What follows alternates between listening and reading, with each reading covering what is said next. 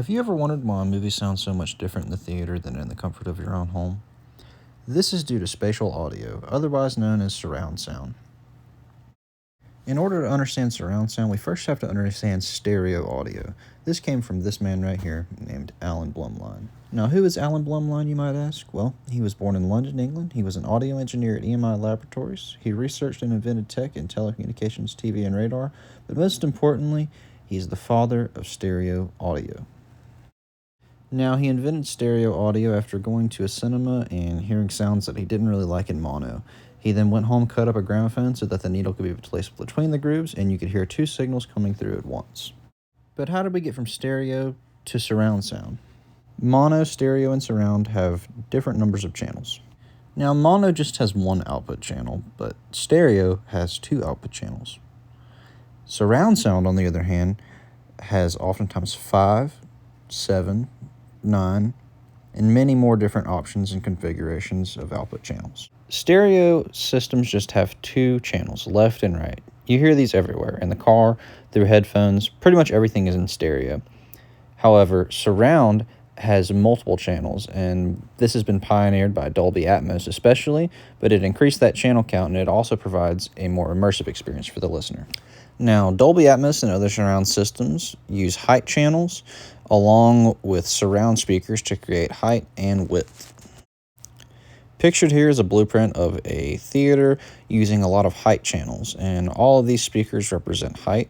A lot of times these are good for when a movie shows an airplane or another flying object going overhead.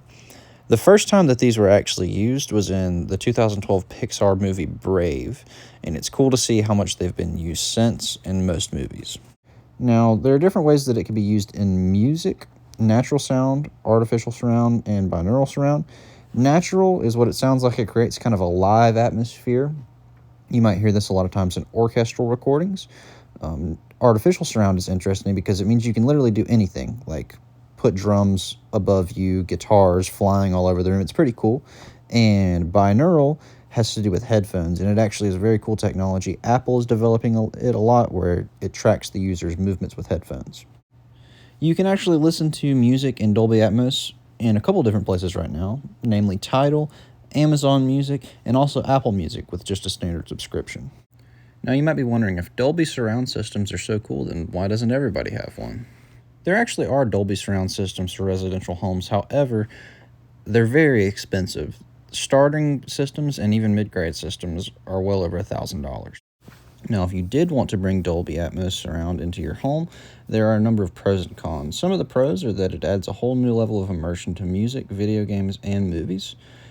It also brings out different frequencies that you normally wouldn't hear as well due to the external subwoofers that are used. The cons are that it takes up a lot of space, and a lot of times it doesn't look that good because you have to put the speakers in specific locations in order to get the correct effect from the Dolby surround system. Also, it just costs a lot of money. Just because you can't experience Dolby Atmos at your home doesn't mean that you cannot experience it in other places. Some of the most common Dolby Atmos environments are Blackbird Studios in Nashville, Tennessee, the Las Vegas Sphere, and Dolby Theater in Los Angeles. Now, it'll be interesting to see what the future holds for Dolby Atmos surround systems. For example, a lot of times songs just sound better in stereo. Also, it's not really marketable to consumers because right now the technology is so expensive and you would need specific gear to listen to Dolby mixes. And then the other thing is it's not fully perfected yet, and we're still learning how to mix in Dolby. Now, Dolby Atmos surround systems have changed the way that the entertainment industry is running and will continue to do so. They've changed the way movie theaters are laid out. They've changed the way that we mix music for Dolby, and they've also created new spaces in studios in order to create these different mixes for Dolby Atmos systems. World-renowned film composer Hans Zimmer was actually quoted as saying, "Here's something I probably shouldn't be saying. I never listen to my soundtrack albums because I can't stand it. It's just stereo. When I write in surround. My life is in surround."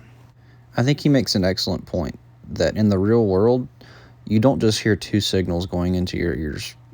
You hear things behind you, above you, below you, all around you.